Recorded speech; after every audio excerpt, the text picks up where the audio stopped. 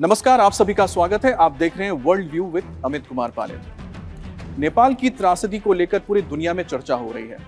अब 26 तारीख को ये त्रासदी हुई थी, उसके बाद रेस्क्यू का काम चल रहा था, लेकिन एक बार फिर से नेपाल के ऊपर खतरा आ गया है। दरअसल जो ग्लेशियर टूटकर नीचे गिरा था, उसके बाद एक बार फिर से उसी जगह के पास एक नया लेक तैयार हो गया है, क्योंकि जो मलबा नीचे आया था उसने नदी को ब्लॉक कर दिया है और उसके पीछे एक बड़ा सा लेक तैयार हुआ है जिसमें करीब 200 करोड़ लीटर पानी भर गया। 200 करोड़ लीटर पानी भर गया है। आप समझ सकते हैं कि अगर ये टूट जाता है डैम, जो अस्थायी एक डैम बन गया है, यहाँ पर बांध बना है, टूट जाता है तो फिर क्या होगा। आज इसी पर मैं आपको बताऊंगा कि आखिरकार वो कौन सी जगह है जहाँ पर ये आर्टिफिशियल लेक तैयार हुआ है और इसकी वजह से क्या खतरा पैदा हो सकता है। और दूसरी बात ये है कि आखिरकार इस वक्त ग्राउंड में स्थिति क्या है। तो ये वीडियो जो है, आपने कल जैसा वीडियो देखा था जिसमें हमने आपको त्रासदी के पूरे रूट के बारे में बताया था, उसकी वजह बता दी थी, जिसमें यह भी बताया गया था कि ये प्राकृतिक भी हो सकती है और इसके पीछे कोई दूसरी वजह भी हो सकती है, क्योंकि जिस तरह से पूरे हिमालय के रेंज में इस वक्त काम चल रहा है। लेकिन सबसे पहले आपको जरा भौगोलिक स्थिति एक बार फिर से जरा मैप के जरिए समझाते हैं कि आखिरकार ये जो जगह है जहां पर यह त्रासदी हुई है वो है कहां पर। ये नेपाल की राजधानी काठमांडू है और यहाँ पर रसुआगढ़ी फ्रेंडशिप ब्रिज है, जहाँ पर सबसे पहले तस्वीरें आई थी कि जब इस लहर ने, सुनामी की तरह जो लहर आई थी, ऊंची लहर जिसने स्ट्राइक किया था।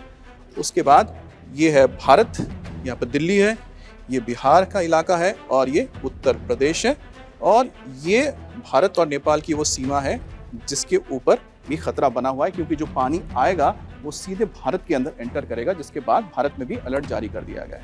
तो अगले जो कुछ घंटे हैं वो बहुत महत्वपूर्ण है नेपाल के लिए भी और भारत के लिए भी।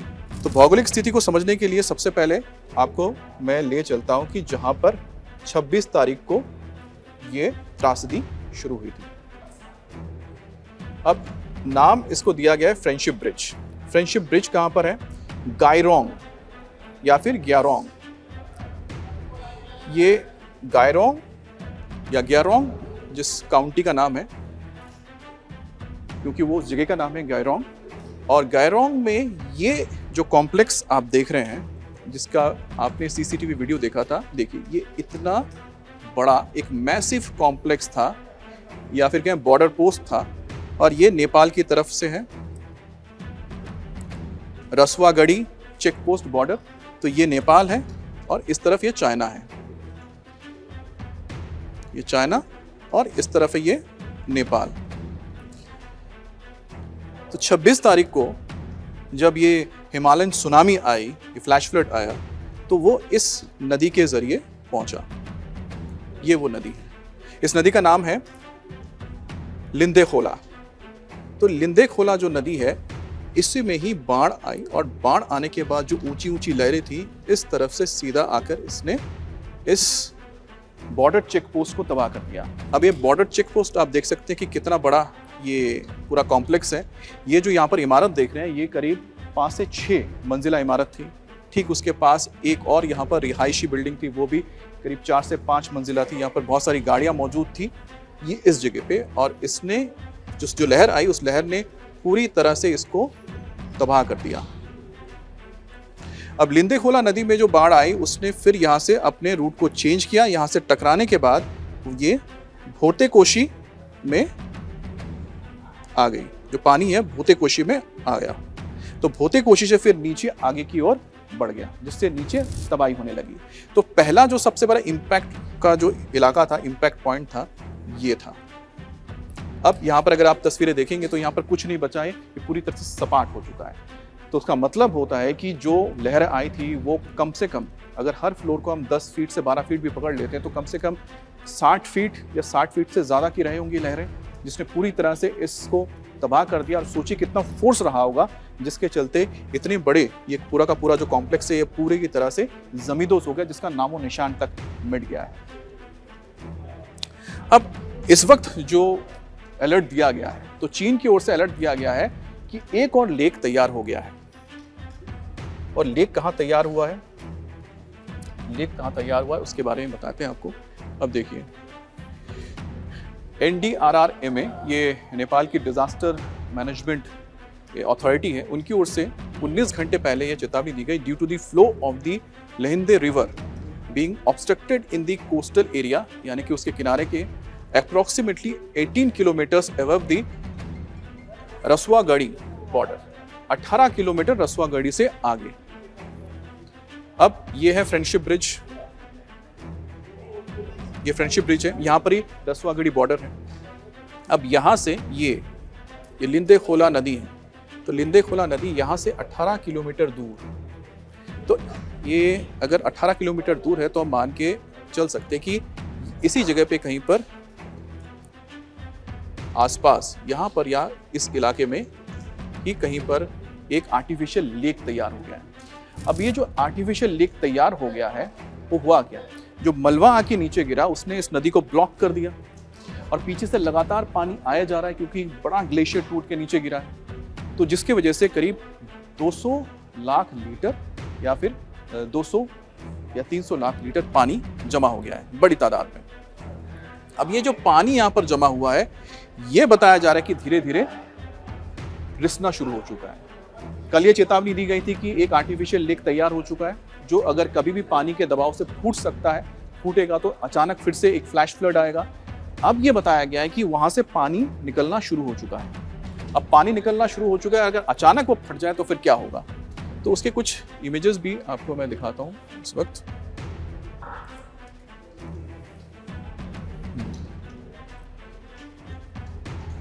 अगर हम इसकी इमेजेस को देखें, ये सैटेलाइट पिक्चर्स को दी गई है। सैटेलाइट पिक्चर में दिया गया है इस जगह पे, यहाँ पर देखिए ताल, यानी कि एक देखिए इतना बड़ा ये लेक तैयार हो गया है। कैसे तैयार हो गया है कि यहाँ पर ब्लॉकेज है, यहाँ पर आके पूरा मलबा गिर गया है।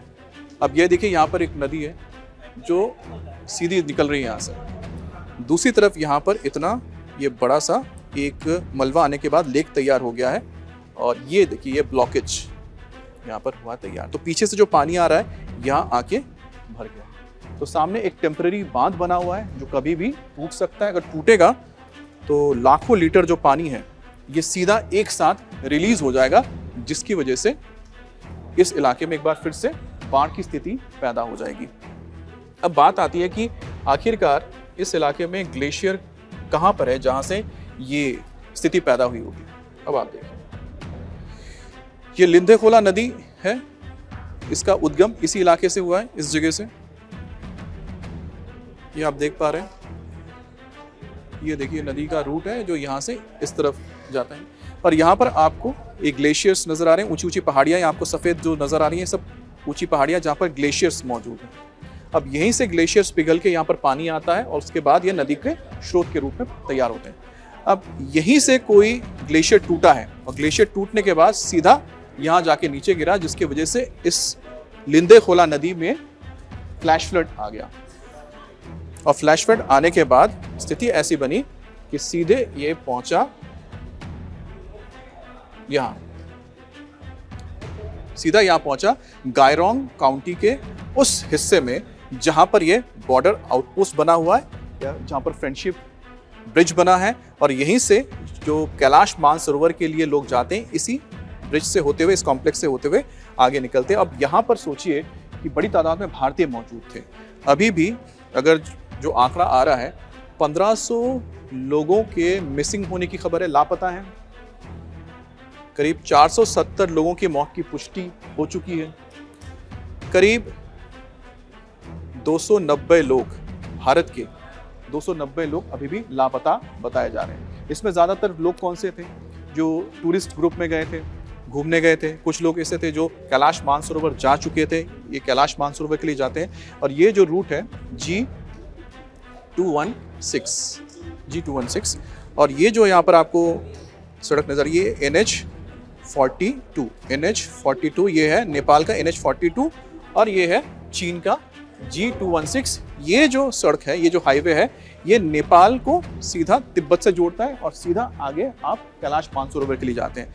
तो जो भारत के जो यात्री थे या तो इस बॉर्डर पॉइंट पे क्रॉस कर रहे थे या दर्शन करने के बाद दूसरी तरफ यानी कि नेपाल की तरफ आते हुए भारत की ओर लौट रहे थे, जो 26 तारीख को चपेट में आ गए इस त्रासदी के। तो यहाँ पर हुआ क्या कि लिंदे खोला नदी में जैसे ही बाढ़ आई वो पानी फिर यहाँ पहुंचा और फिर आगे भोटे कोशी होते हुए नीचे की ओर बढ़ गया। अभी भी ये बताया जा रहा है कि जो 18 किलोमीटर दूर इस जगह से ये रसवागढ़ी जो जगह है, रसवागढ़ी से 18 किलोमीटर दूर जो बन गया है एक आर्टिफिशियल लेक, वहां से पानी आना शुरू हो चुका है और यहाँ यही लिंदे खोला जब यहाँ पहुंचती है तो ये हो जाता है आपका भोटे कोशी नदी यहाँ पर हो गई है। भोटे कोशी नदी में पानी का बढ़ना शुरू हो चुका है।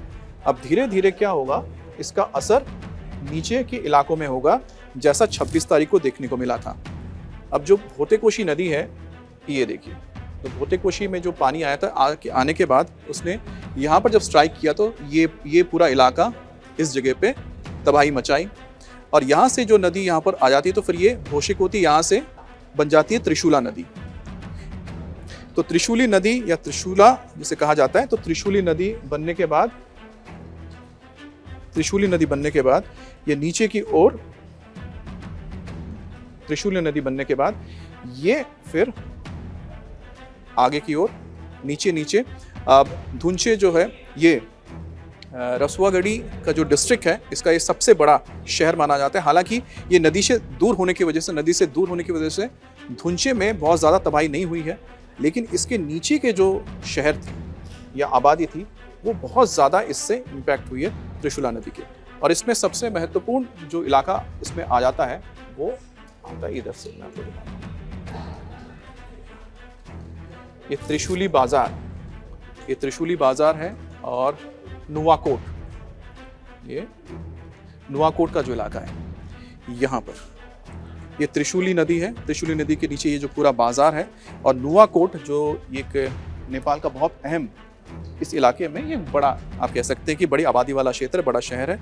और यहाँ पर जो नुकसान हुआ, यहाँ जो ब्रिजेस है वो सारे ख़त्म हो गए और साथ ही साथ ये देखिए यहाँ पर एक सेंट्रल जेल भी है जो तबाह हुआ है। ये सेंट्रल जेल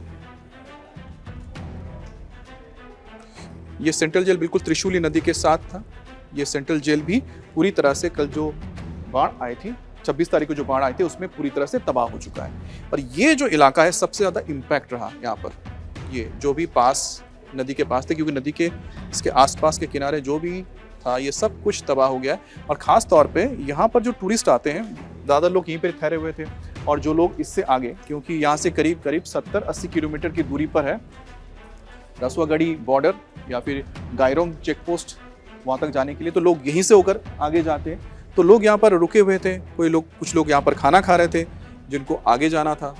अब इसके आसपास देखिए पूरा मार्केट ये बना हुआ है और हाईवे भी यहीं से आगे की ओर जाता है। तो इस इलाके में बहुत ज़्यादा, नुवाकोट में कल बहुत ज़्यादा तबाही हुई है, त्रिशूली बाज़ार में काफ़ी ज़्यादा तबाही देखने को मिली है। और आज भी इसी वजह से इस पूरे इलाके में जो रेस्क्यू ऑपरेशन था उसे बंद कर दिया गया है और कहा गया है कि जब तक कि पानी का जो स्तर है नीचे नहीं आ जाता है, जब तक कि जो बाढ़ आ गई है, ऐसा बताया जा रहा है कि बाढ़ आ गई है, तो उसको निकलने जाने देना जाएगा। यानी कि वो बाढ़ एक बार निकल जाए, पानी कम हो जाए, उसके बाद फिर रेस्क्यू ऑपरेशन शुरू होगा। लेकिन इसमें सबसे बड़ी बात है कि जो पानी निकलना शुरू हुआ है, क्या वो धीरे धीरे निकलता रहेगा या फिर अचानक ही वो बांध जो अस्थायी डैम बन गया है, आर्टिफिशियल डैम तैयार हुआ है, वो टूटेगा और लेक का जो पूरा पानी है वो लाखों क्यूसेक पानी एक साथ नीचे की ओर बढ़ेगा। तो ऐसे में ज़्यादा खतरा हो सकता है। चीन की ओर से 26 तारीख को इस बारे में जानकारी बहुत देर से दी गई थी। अब सबक सीखते हुए पहले ही इस बारे में जानकारी दे दी गई है, इसी वजह से एहतियात बरता गया है और यहाँ से रेस्क्यू के जो वर्कर्स है, रेस्क्यू के काम को रोक दिया गया है और इंतज़ार किया जा रहा है कि जब एक बार ये फ्लड यानी कि जो फ्लैश फ्लड है वो एक बार निकल जाए, उसके बाद फिर से एक काम शुरू होगा। लेकिन जो जिंदगियाँ इस वक्त लापता हैं उनको अगर मदद चाहिए तो उनके लिए ये 24 घंटे 48 घंटे सबसे महत्वपूर्ण थे जो निकल चुका है या निकल रहा है। ऐसे में जिनकी जान बच पाएगी नहीं बच पाएगी, इसको लेकर हम बस भगवान से प्रार्थना ही कर सकते हैं। बहरहाल उम्मीद ये करते हैं कि आज जो ये फ्लैश फ्लड की चेतावनी दी गई है उससे नुकसान ज़्यादा ना हो, क्योंकि ज़्यादातर लोगों को हटा लिया गया है और साथ ही साथ इंतज़ार करना होगा कि क्या वाकई में जो आर्टिफिशियल लेक बना है उसका पूरा पानी निकल जाता है या नहीं निकलता है।